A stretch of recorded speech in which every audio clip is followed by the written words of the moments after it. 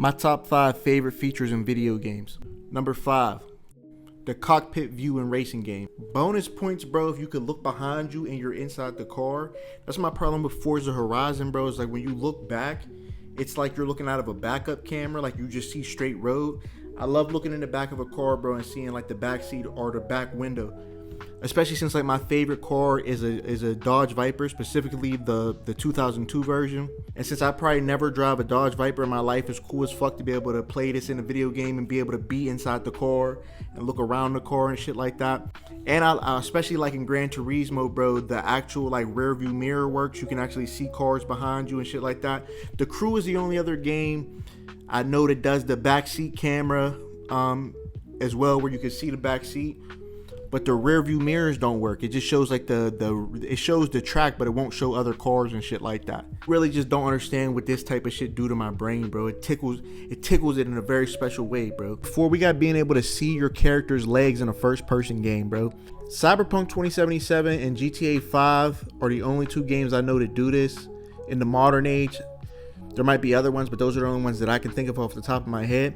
And the reason I fuck with this, bro, is because like in first person games, especially games like Cyberpunk or GTA, where you can pick your character's outfit, bro, I want to be able to see his pants and his shoes and shit, you know what I mean?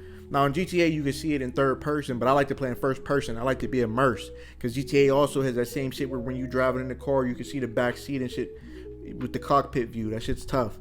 So I like to play in that mode, bro. So I like being able to see the whole drip, bro. It immerses me, and I just like it, bro. That's really all there is to it. I like it, and I think more games should do it. Number 3, we got dynamic audio, bro. Now what I mean by that is like if an NPC is talking on my left side, I hear it in my left headphone, and if I turn the camera and out on my right side, I hear it in the right headphone. Or shit like sounds can be muffled if a door is closed and different shit like that, and then the door opens and the sound gets louder. That's the type of shit I fuck with, bro. It just really makes it feel more immersive. It makes me feel like I'm there. And you'd be surprised how many games don't do this, bro. Like if you go into most games and turn down the music slider, they try to hide the bad sound design behind the background music. Turn that shit off and you'll realize how much shit doesn't have any noise. You'll see that footsteps don't have sounds. You'll see a bunch of cutscenes really don't have any sound effects. It's wild, bro. So the games that do this, bro, I really appreciate them. I really rock with them. Now this one is a big one for me, dog. Having bots in a video game, bro. Online, offline, doesn't matter to me, bro. I love being able to play with bots. I remember when I used to play Call of Duty with bots, bro, and I'd make my own missions with the multiplayer maps. Like I'd do some shit like I would lower the enemy team's like attack helicopter skill streak requirement. That way they always had it, so it was almost as if we were attacking the compound and they always had like an attack helicopter. Different shit like that, bro. Do search and destroy, but make it to where we're always on attack and we're trying to blow up this base. Like all type of shit. I'd have stories. I'd go from this map to the next map and make it play like my own little campaign. Even a game like Crown Boss Arcade City, I fuck with. Like it's like Payday 2. But the offline bots are actually competent, and you can switch between them, so you can make them do the shit you need them to do. Instead of you having to run up to them and throw the bag, you can have them go grab the bags, switch to them, make them go where you want them to go, post up where you need them to go. That shit is such an underappreciated feature, dog, and it gets on my nerves when all these motherfuckers who only play online are saying, well, just get online and just like motherfuckers have online, bro, but I don't always want to play with y'all. Y'all are fucking annoying. I don't like y'all. So being able to play by myself but pretend that I'm playing with people is a nice change, bro. All the motherfuckers who are strictly PvP players, strictly always online players, love live service, like those, they don't even understand they're some of the most annoying gamers, bro. That's the reason people like single player games, is to not deal with weirdos like y'all. So to the developers still making offline games or making games with bots, I salute you, bro. I'm still mad as fuck that Battlefield 6 is always live service. I would have bought Battlefield 6, bro, if it had an offline mode for me to play with bots. That game is probably one of the best like shooters of all time, being able to jump in helicopters and fly around and all that shit.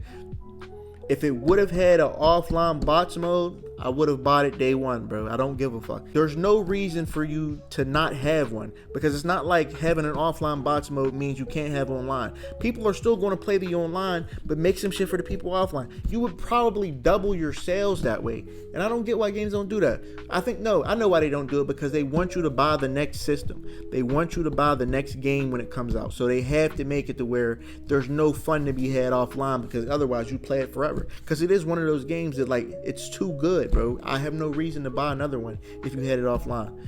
But that's a conversation for another time. And last but certainly not least, we have survival mode in games. Now, disclaimer, I like survival mode in video games, but I don't like survival games. Shit like The Forest, bro. I played that with my mans. I literally fell asleep on the game with this nigga playing that shit, bro, because it's like they make you do too much extra shit. You gotta literally build a wagon, pick up trees, each individual tree, and place it on the wagon, and then drag it to where you're trying to place the trees. Like, some survival games make shit a little too realistic, bro. I like games like Skyrim, Fallout, where the survival makes it a little more realistic, but there's still some fiction to it. There's still some quality of life shit that makes it not super boring. If you add it to any game, just enhances the immersion. Even Back 4 Blood has like a survival type thing where you got to pick up food items to replenish your health, and your health is slowly draining as if your character is hungry and shit. Like, just little shit like that, bro, changes the game world so much, and it's just so dope.